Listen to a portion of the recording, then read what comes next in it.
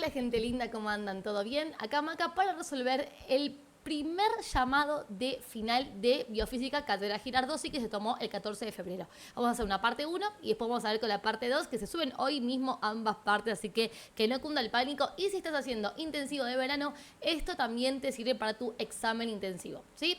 Así que vamos con el punto 1. Dice: un colectivo de la Ciudad Autónoma de Buenos Aires mantiene una aceleración media constante de 0,5 metros sobre segundo al cuadrado en los primeros 100 metros de recorrido. Suponiendo que transita por una avenida recta sin tráfico, si parte desde el reposo, calcule cuánto tiempo tarda en recorrer dicha distancia.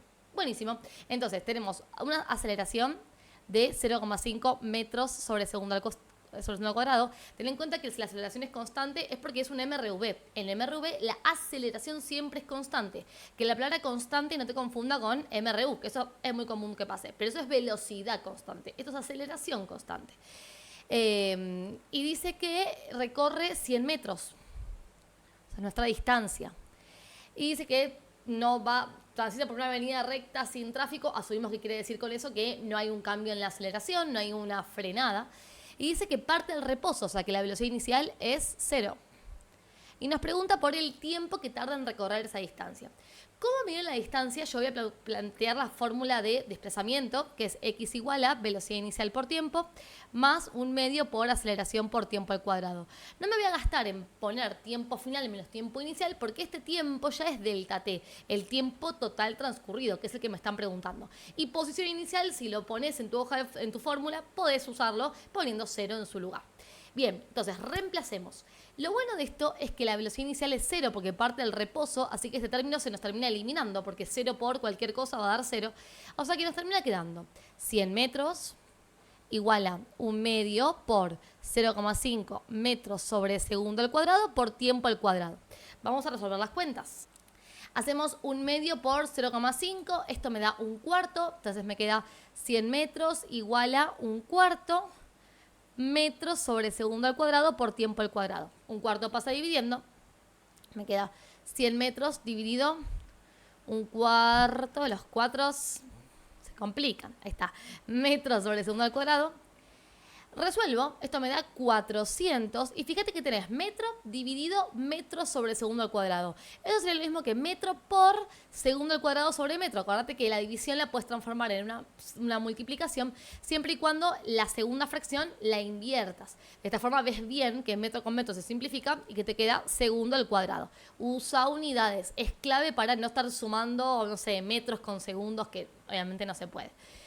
Aplico raíz cuadrada para sacarle el cuadrado al tiempo. Y me termina quedando la raíz cuadrada de 400, que es 20, siempre vamos a corroborar igual, 20. Y la raíz cuadrada de segundo al cuadrado, segundo. Te voy a contar un error súper común para que no lo cometas. Esto de distracción, ¿eh? Veo mucho que hacen esto.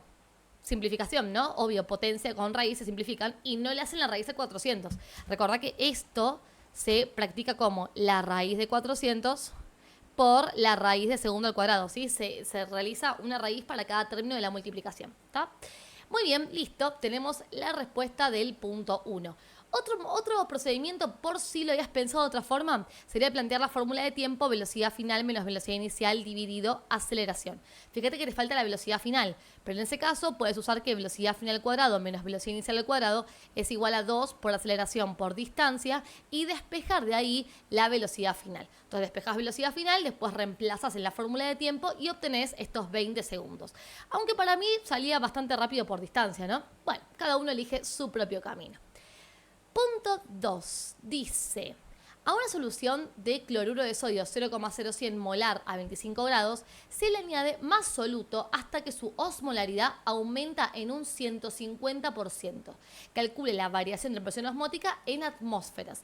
Nos da el dato de la R y nos dice que es el cloruro de sodio se disocia completamente. Bien. Lo que vamos a hacer primero es calcular la osmolaridad inicial que tenía el cloruro de sodio, sabiendo que osmolaridad se calcula como molaridad por coeficiente de Van Hoff. El coeficiente de Van Hoff se calcula como la cantidad de iones que tiene la sustancia inorgánica multiplicado por el coeficiente de disociación osmótica. La cantidad de iones tiene que ver con la partícula. Nosotros tenemos cloruro de sodio que se ioniza en sodio por un lado y cloro por el otro. O sea que está formada por 2 iones, con lo cual nuestra B toma valor 2. Y que sea completamente disociado implica que G vale 1, se disocia al 100%. El tema es que G no se usa con porcentajes, sino números entre 0 y 1. O sea, son proporciones, pero sin el por cien. Con lo tanto, cada vez que haya completamente disociado, sabes que G vale 1. Y nuestro coeficiente de Van Hoff será 2. Entonces, la osmolaridad que tenía inicialmente este cloruro de sodio sería 0,01 molar por 2, o sea, 0,02, y la unidad cambia a osmolar, que recuerda que esto es osmoles sobre litro, ¿sí? Listo, tenemos la osmolaridad inicial. Ahora, esa osmolaridad aumenta un 150%. ¿Eso qué quiere decir? Que al 100% le vamos a sumar un 150% de aumento, ¿sí? Cuando te digan aumenta un 150%, quiere decir que del 100% se le suma eso extra. Si te hubiese dicho aumenta al 150%, quiere decir que aumentó un 50%. Del 100, un 50 más. Pero aquí dice que el aumento es de 150. Con lo cual, sumamos y el aumento sería de 2 al 250%. O sea, del 100 pasa al 250% de osmolaridad. Con lo cual, plantearía que si el 100% es 0,02 osmolar, el 250%, ¿cuánto es? Otra opción hubiese sido calcular el 150% y sumárselo a la osmolaridad inicial. También se puede hacer eso, es lo mismo, ¿sí? Puedes sumar porcentajes o también puedes sumar osmolaridades. 250 por 0,02 dividido 100 me da 0,05 osmolar. Y fíjate que le practico el porcentaje a la osmolaridad, porque acá dice que la osmolaridad es quien aumenta esta proporción. Bueno, listo. Entonces ahora me pide variación de presión osmótica. La variación de presión osmótica la puedes calcular directamente como la variación de la osmolaridad multiplicado por R por T, ¿sí? Si no, otra opción es calcular la presión osmótica inicial, la presión osmótica final, restarlas, ¿sí? Es lo mismo. Entonces, vamos a reemplazar. Variación de presión osmótica igual a osmolaridad. Variación de osmolaridad sería osmolaridad final menos inicial. O sea, 0,05 osmolar menos 0,02 osmolar. Por R, que sería 0,082 litro por atmósfera sobre Kelvin mol, por la temperatura en Kelvin. La temperatura es 25 grados. A 25 le sumamos 273 y me queda 298 Kelvin. Entonces, a ver cómo nos queda esta variación. Sería 0,05 menos 0,02, eso entre paréntesis, por 0,082 por 298. Y esto me da 0,733 y la unidad sería atmósferas, porque lo que va a pasar acá es que la unidad de la osmolaridad es osmol sobre litro. Entonces se me simplifica litro con litro, osmol con mol y Kelvin con Kelvin. Entonces sobreviven las atmósferas. Y ahí tenemos la respuesta de este ejercicio. Si lo haces por otro camino, contame si te dio lo mismo. Tiene que pasar, por supuesto. Punto siguiente, hablamos un poquito sobre proporcionalidad. Mira, dice, seleccione la única opción correcta. El flujo sanguíneo cerebral puede ser regulado de acuerdo a las necesidades de oxígeno del cerebro en cada momento. Suponiendo que la diferencia de presión sanguínea en las arterias cerebrales se puede considerar constante, ¿qué debería suceder para que el flujo de sangre aumente? Y nos dice, disminuir la resistencia vascular cerebral mediante mecanismos que aumenten el diámetro del vaso sanguíneo. Disminuir la resistencia vascular, bueno, a ver, suponiendo que la sangre opera como un fluido real, ya que me hablan de resistencia, te tiene que sonar por ahí, ¿no? Sangre, fluido. Después me hablan de resistencia y habla sobre el flujo de sangre, que sería nuestro caudal. Bueno, vamos a tomar la fórmula de fluidos reales con la ley de Poisson que modeliza lo que está pasando en este ejercicio. Les digo, diferencia de presión es igual a caudal por resistencia aerodinámica. En el enunciado dice que la diferencia de presión sanguínea se puede pensar que se mantiene constante. O sea que este es un dato constante. Y me pregunta qué debería suceder para que el flujo de sangre aumente. El caudal es quien aumente. Entonces, claro, ¿qué pasa? Para que esto aumente, si esto se mantiene constante, lo que tiene que variar es la resistencia hidrodinámica. Lo que tengo que pensar acá es cómo son caudal con resistencia entre ellos y cómo se están multiplicando del mismo lado del igual. caudal y resistencia hidrodinámica son inversamente proporcionales. ¿Qué quiere decir eso? Que si yo quiero que uno aumente, el otro debería disminuir su valor, ¿sí? Entonces yo tengo que buscar datos que hagan que la resistencia hidrodinámica disminuya. Bueno, a ver. Resistencia hidrodinámica. Lo podemos copiar como 8 eta L pi sobre superficie al cuadrado. Esa es una de las fórmulas. O como 8 eta L sobre pi por radio a la cuarta. Cualquiera de las dos fórmulas, lo que nos está modelizando es la resistencia hidrodinámica. Entonces, veamos con las opciones cuál cumple con que la resistencia hidrodinámica disminuzca, que eso implicará que el caudal aumente. Entonces dice, disminuir la resistencia vascular, me encantó, o sea, que disminuzca es lo que quiero, perfecto. Mediante mecanismos que aumenten el diámetro del vaso sanguíneo. Ok, acá dice que aumente el diámetro. Fíjate que en la fórmula de resistencia diámetro no está, pero está radio. Si aumenta el diámetro, aumenta el radio también. ¿Y qué pasa si aumenta el radio? Bueno, a ver, para que voy a escribir esto de vuelta. Voy a poner acá esto de esta forma para que se lea bien lo que voy a explicar. Si aumenta el diámetro, aumenta el radio. Bien, si aumenta el radio, ¿qué pasa con la resistencia? Pensemos otra vez en proporcionalidad. Resistencia aerodinámica con radio son inversamente proporcionales, ¿sí? O sea, la inversamente proporcional, si no lo sabes pensar, tiene que ver con cuando las variables están multiplicadas entre sí del mismo lado del igual. Acá fíjate que eso no se ve así, pero si yo pasara esto multiplicando, me quedaría R hidrodinámica por pi por radio a la cuarta igual a 8 eta L. Y acá se puede ver entonces que mis variables se están multiplicando. Más allá del pi, ¿no? Se están multiplicando, con lo cual son inversamente proporcionales. Quiere decir que este aumento del radio efectivamente implicaría una disminución de la resistencia hidrodinámica. Y eso implicaría un aumento de caudal. Así que esa primera opción es la correcta. Leamos las otras para descartar por qué no lo son. Dice, disminuir la resistencia vascular. Perfecto, yo quiero que se disminuzca la resistencia mediante mecanismos que disminuzcan el diámetro. Ahora vamos de vuelta. Si el diámetro disminuye, el radio disminuye, la resistencia aumentaría. Y yo quiero que la resistencia disminuzca para que el caudal aumente. Así que esta opción, falsa. Disminuir la resistencia vascular cerebral mediante una disminución de la temperatura de la sangre. La disminución de la temperatura afecta a la viscosidad. A menor temperatura, mayor viscosidad. Si aumenta la viscosidad y resistencia son directamente proporcionales. No se multiplican, están de distintos lados del igual a la misma altura. Entonces, ellos dos son directamente proporcionales. Si aumenta la viscosidad, aumenta la resistencia hidrodinámica. Así que esa opción también sería falsa. Aumentar la resistencia vascular, ya cuando dice aumentar la resistencia, ya eso se descartan porque sabemos que necesitamos que disminuzca. Así que estas últimas tres opciones son falsas porque buscan aumentar la resistencia y no es lo que queremos. Así que la primera era la verdadera.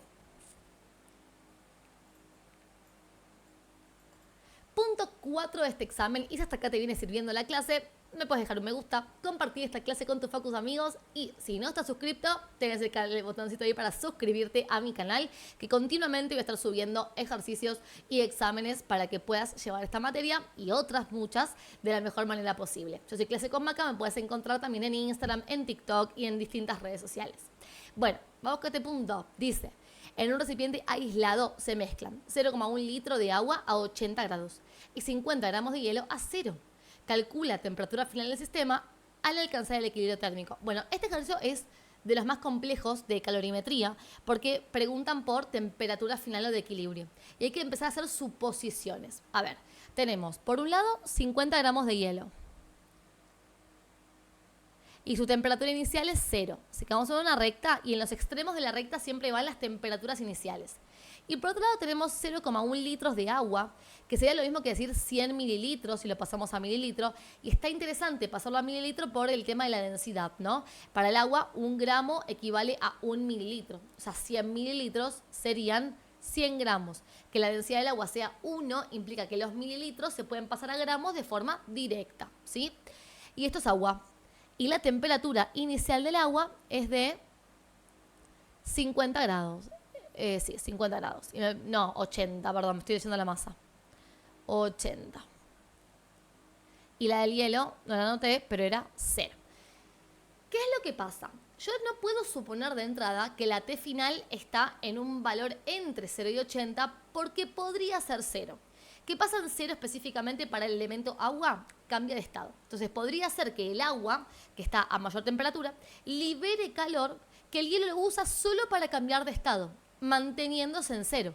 Entonces, lo primero que nos tenemos que preguntar cuando nos preguntan por temperatura final o de equilibrio es si la temperatura de cambio de estado del agua es o podría ser la temperatura final. Para eso entonces me voy a preguntar, voy a tomar en realidad, tomo T final igual a 0 y me voy a preguntar cuánto calor desprende el agua para llegar a 0 y cuánto calor va a necesitar el hielo para, bueno, fusionar, ¿no? Porque en 0 es lo único que puede hacer. El hielo ya está en 0. Entonces el calor que reciba, ¿para qué lo va a usar? Y para cambiar el estado, únicamente para eso. Entonces siempre que nos pregunten por T final, comenzamos suponiendo que la T final es la temperatura de cambio de estado de alguno de estos dos. Y si particularmente alguno de estos dos ya está metido en la temperatura de cambio de estado, en vez de calcular calor por cambio de temperatura, calculo calor por fusión, por cambio de estado. Entonces, para el hielo, voy a plantear cambio de estado que se calcula como masa por calor latente de fusión, o sea que sería 50 gramos por 80 calorías sobre gramos, que es la unidad del calor latente de fusión, ¿no? 50 por 80 me da 4.000 calorías. Y ese va a ser el calor que necesita el hielo para fusionar por completo. ¿Qué pasa con el agua?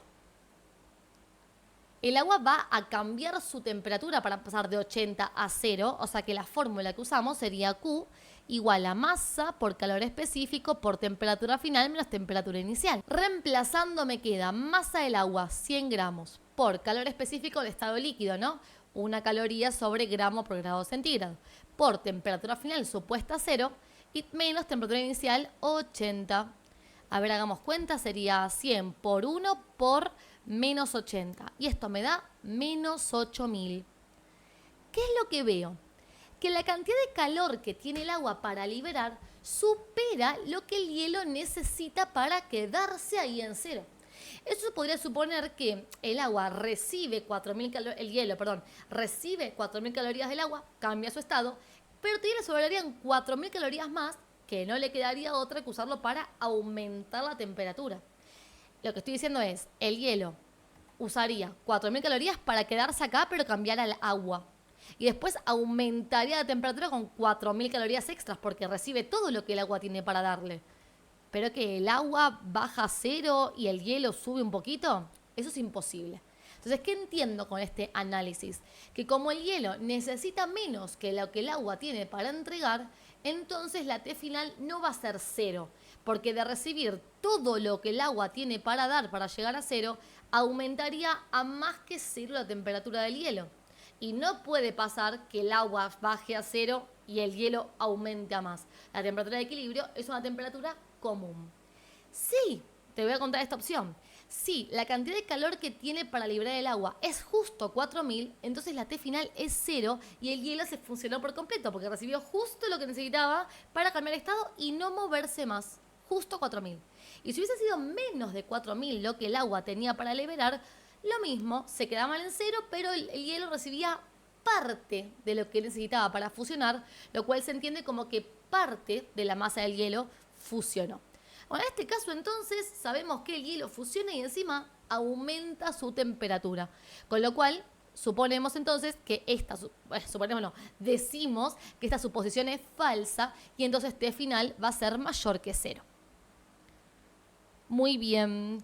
Entonces, vamos a poner una T final más o menos por acá y vamos a plantear sumatorio de calores igual a 0. El agua va a tener un calor solo que va a ser de cambio de temperatura porque como no llega a 0, no cambia el estado. O sea que el agua va a tener un cambio de temperatura y se calcularía como masa por calor específico por temperatura final menos temperatura inicial. La masa del agua, 100 gramos. Calor específico, 1 caloría sobre gramo por grado centígrado. La temperatura final desconocida. La temperatura inicial 80. Entonces esto nos quedaría 100 por 1, 100. Se cancelan los gramos y queda 100 calorías sobre grado centígrado. Y lo voy a multiplicar por T final menos 80. Hago distributiva y me queda 100 calorías sobre grados por T final menos y 100 por 80 que sería 8000 calorías. Se simplifica grados con grados y queda calorías. Voy a hacer por las dudas la cuenta, no me quiero equivocar en nada. Perfecto. Así queda expresada la fórmula del calor del agua. ¿Qué pasa con el hielo? En cero cambia el estado. Sabemos que no puede pasar a T final si primero no cambió el estado. Eso ya lo calculamos. Vamos a hacer acá, vamos a llamarle Q2. Nos había dado 4000 calorías, así que no hace falta volver a hacer la cuenta. Pero aparte el hielo, que ahora es verdad que es agua, tiene que seguir aumentando su temperatura hasta una T final desconocida. O sea que el hielo va a sufrir un cambio de temperatura en estado líquido. Sería un calor 3. Como es cambio de temperatura, entonces planteo masa por calor específico, por temperatura final menos temperatura inicial. La masa del hielo, 50 gramos. El calor específico sigue siendo 1 porque es el hielo que ahora es líquido por su cambio de estado en el Q2, por temperatura final desconocida menos la inicial que era 0. Multiplicamos 50 por 1, 50, se me cancelan los gramos, así que me queda calorías sobre grados. Por acá tengo T final menos 0, que es T final, así que lo podemos dejar así simplemente. Listo. Con estos dos calores, el hielo llegó a una T final desconocida. Y el agua también, con este calor de acá. Con lo cual ahora planteo suma de calores igual a 0. A ver, sería el calor del agua, 100 calorías sobre grado centígrado por T final menos 8000 calorías, más el calor del hielo, que serían los 4000 calorías, sumados a 50 calorías sobre grado centígrado por T final. Y todo esto tiene que sumar 0. Y bueno, ahora nos queda una ecuación para despejar T final. Fíjate que podemos agrupar este término con este término y también podemos agrupar calorías con calorías. A ver qué me queda. 100 más 50, 150 calorías sobre grado centígrado por T final y menos 8000 más 4000 menos 4000 calorías. Voy a pasar el 4000 calorías sumando.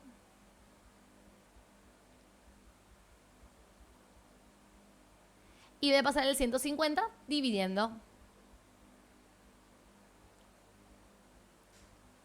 Y lo que obtengo me va a dar en grados. Sería 4000 dividido 150, que me da 26,7 o 0,6 periódico. Lo voy a redondear. Grados centígrados. Y esa vendría a ser la temperatura final o de equilibrio. Siempre que calcules temperatura final, corrobora que te haya quedado entre las temperaturas iniciales. ¿Ok? Y así es como se resuelve este ejercicio de cálculo de T final cuando los involucrados son hielo y agua. Que no te olvides de primero analizar el temita del cambio de estado y si la T final podría haber sido la temperatura de cambio de estado. Último ejercicio de esta parte 1 y vamos con ejercicio de circuitos. Dice, un circuito con una fuente de 12 volt posee solamente dos resistencias de 100 ohm ubicadas en paralelo. Si a dicho circuito se le agrega una tercera resistencia en serie, calcule cuánto debe valer esta resistencia para que la intensidad que pasa por ella sea de 400 miliamperes. Bueno, a ver, tenemos dos resistencias conectadas en paralelo. R1 por acá. R2 por acá. A ellas se les conecta en serie otra resistencia, o sea, en serie sería como continúa al lado, ¿no? Como que están conectados por el mismo cable. Ese paralelo está conectado a un cable que tiene otra resistencia, cuyo valor no sé. Sí sé que amperaje circula por ella, 40 miliamperes. Y todo esto está conectado a una fuente de 12 volts. Bien, anotemos datos. Tenemos voltaje total 12 volt. Cada resistencia R1 y R2 tienen un valor de 100 ohm. Y dice que la corriente que circula por la resistencia 3 es de 40 miliamperes. Cuando tenemos mili, podemos dividir por 1000 o reemplazar el mili por 10 a la menos 3 para pasarlo a amper. Sería 0,04 amperes. Bien. Entonces, primero vamos a buscar la resistencia equivalente del paralelo, así lo convertimos en una resistencia sola. Esto nos quedaría así, ¿no? Como una R12 que va a quedar en serie con nuestra R3. Y eso nos va a dar mucho dato. respecto a R3, por lo menos saber que tienen en común la corriente, ¿no? Esa R12 la puedo calcular porque como R1 y R2 están en paralelo, entonces 1 sobre R12 es igual a 1 sobre R1 más 1 sobre R2. Con lo cual 1 sobre R12 sería igual a 1 sobre 100 ohm más 1 sobre 100 ohm. Ambas valían lo mismo. Sumo y me queda que 1 sobre R12 es 1 sobre 50 ohm. Invierto las dos fracciones para obtener el valor entonces de esta R12, que será entonces 50 ohm. R12 está en serie con R3. Y entre las dos formarían la R total, que no la... R de matemática de todos los reales. La R total, que no la conocemos y lamentablemente tampoco la vamos a poder calcular porque la R total sería la suma entre R12 y R3 no la tenemos, ¿sí? Así que vamos a ir directamente al cuadro de datos. ¿Cómo armo yo el cuadrito? Vamos a poner la R1 con su amperaje, con su valor, su ohm. Si tuviese la corriente pondría su amperaje, pero no la tengo. Y su voltaje, que tampoco lo tengo. R2, también 100 ohm. No tengo la I2 ni la B2. R3 no tengo casi nada, pero sí tengo la corriente, 0,04 amperes. Me faltaría B3.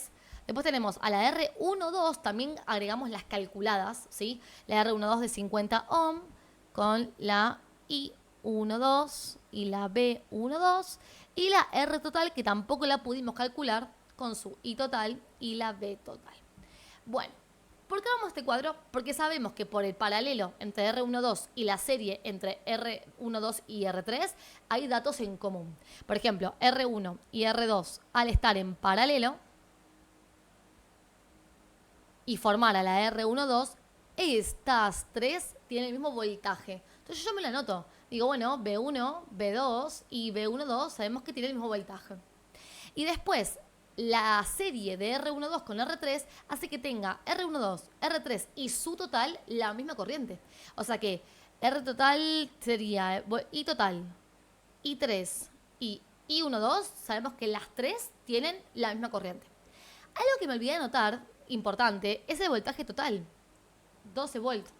¿Por qué es importante? Porque fíjate que al haber marcado que la serie tiene la misma corriente, yo ahora sé qué corriente circula por la R total, que sería 0,04 amperes. Y por supuesto que también la corriente que circula por I12, por la resistencia 1,2 del paralelo. Entonces, claro, mira, yo podría calcular la R total con la ley de Ohm y sabiendo la R total puedo venirme para acá y despejar la R3, que es lo que me piden. Así que vamos a calcular esa R total. La ley de Ohm dice que voltaje es igual a corriente multiplicado por resistencia. Yo quiero resistencia, entonces sería voltaje dividido corriente es igual a resistencia. Me quedaría entonces 12 volt dividido 0,04 amperes y 12 dividido 0,04 me da 300 ohm. Esta es nuestra R total. Entonces nos venimos para acá, tuki, y tenemos que 300 ohm es igual al valor de R12, o sea 50, más la R3 buscada. Listo, paso el 50 dividiendo, restando, y me queda 300 menos 50, 250 ohm. Y listo, ahí tenemos el valor de nuestra R3. Y hasta acá entonces la primera parte de este video. Vamos a hacer la parte 2 dentro de un ratito. Déjame en comentarios si te serviría que hagamos la segunda parte o qué te serviría que grabe para esta semana de exámenes. Nos vemos en la próxima clase. Adiós.